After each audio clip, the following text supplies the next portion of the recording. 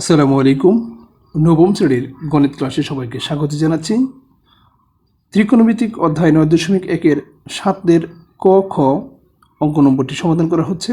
তো ক নম্বর অঙ্কটিতে রয়েছে sine A divided cosec A plus cos A divided sec A সমান হচ্ছে 1, অর্থাৎ বাম পক্ষ থেকে ডান পক্ষ প্রমাণ করতে হবে। তো বাম পক্ষ হচ্ছে লেফট হ্যান্ড সাইড লিখে নিয়েছি। লেফট হ্যান্ড সাইড অর্থাৎ বাম পক্ষ সমান sine A divided cos A plus cos A divided sec এ।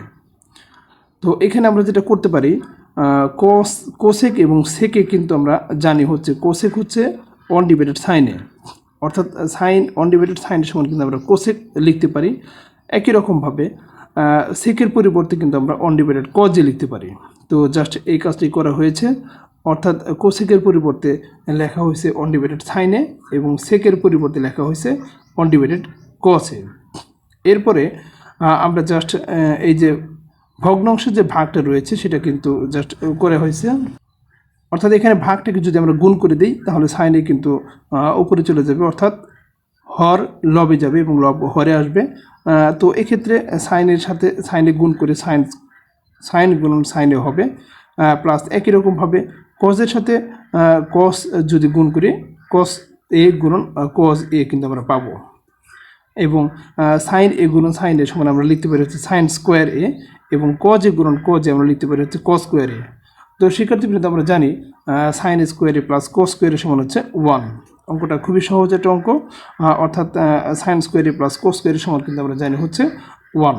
তাহলে আমাদের ডান পক্ষ কিন্তু এইটাই চেয়েছি, আমাদের কাঙ্ক্ষিত মান পেয়ে গেছে, অর্থাৎ 1 সমান হচ্ছে ডান পক্ষ প্রমাণিত।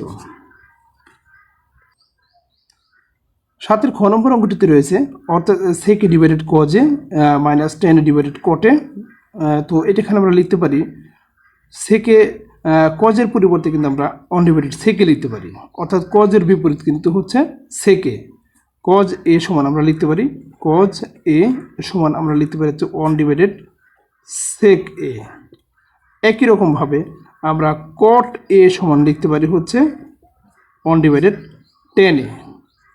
ত্রিকোণমিতির প্রথম পর্বে কিন্তু আমি বিস্তারিত এই বিষয়ে আলোচনা করেছি। যদি কারো সমস্যা থাকে তাহলে আমরা অবশ্যই এটা দেখে আসব। তো একই রকমভাবে সেকের পরিবর্তে যেমন সেক এ গুণন, তাহলে কিন্তু এটা যেহেতু ভাগ আছে এই ভাগটাকে যদি গুণ করে দিই তাহলে লব হর কিন্তু লবে যাবে, অর্থাৎ সেকে কিন্তু উপরে চলে যাবে, সেক এ নিচে 1 আসবে, অর্থাৎ একই রকমভাবে সেক স্কোয়ারে মাইনাস 10 স্কোয়ারে, সেক স্কোয়ারে মাইনাস 10 স্কোয়ারে আমরা জানি সেক স্কোয়ারে মাইনাস 10 স্কোয়ারের সমান হচ্ছে 1। এটা কিন্তু একেবারে একটা সূত্র, যেটা আমরা পূর্বের যে সূত্রের সমাধানগুলো আছে সেখানে কিন্তু আমরা আলোচনা করেছি। তো এটা হচ্ছে বীজগণিতের বেসিক সূত্র, অবশ্যই আমাদের জানতে হবে।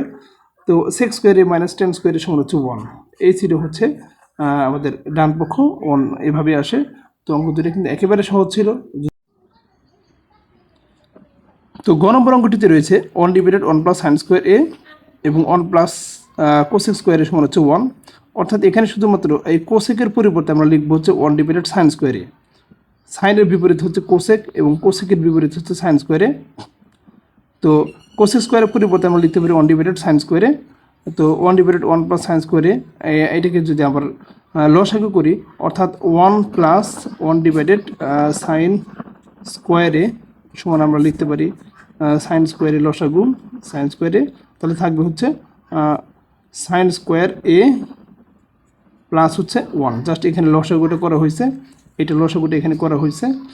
এরপরে হচ্ছে যেহেতু ভাগ রয়েছে 1 ডিভাইডেড রয়েছে, তো আমরা যেটা করতে পারি সাইন স্কোয়ারটাকে লবে যাবে এবং সাইন স্কোয়ার প্লাস 1 হচ্ছে হরে আসবে। তো সাইন স্কোয়ার প্লাস 1কে আমরা 1 প্লাস সাইন স্কোয়ার আকারে লিখতে পারি। তো এক্ষেত্রে আমরা যদি লসাগু করি 1 প্লাস সাইন স্কোয়ারে 1 প্লাস সাইন স্কোয়ারে, অর্থাৎ যেহেতু হরগুলো হচ্ছে সমান তাহলে কিন্তু আমরা লব লিখতে পারি। অর্থাৎ হর যদি সমান হয় তাহলে কিন্তু আমরা লিখতে পারি 1 প্লাস সাইন স্কোয়ারে। তো হর এবং লব যেহেতু সমান তাহলে কাটতে পারলে কিন্তু এটা আমরা 1 পাবো, এটি হচ্ছে প্রমাণিত।